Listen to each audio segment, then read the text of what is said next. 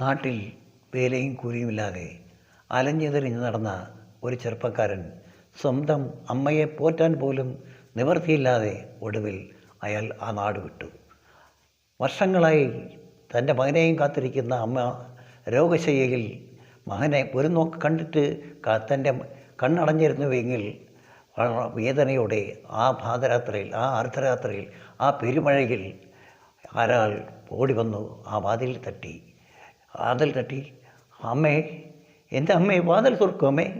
അമ്മ അനങ്ങുന്നില്ല, വാതിൽ തുറക്കുന്നില്ല. അയാൾ ആ വാതിൽ മെല്ലെ അമർത്തി തുറന്നു.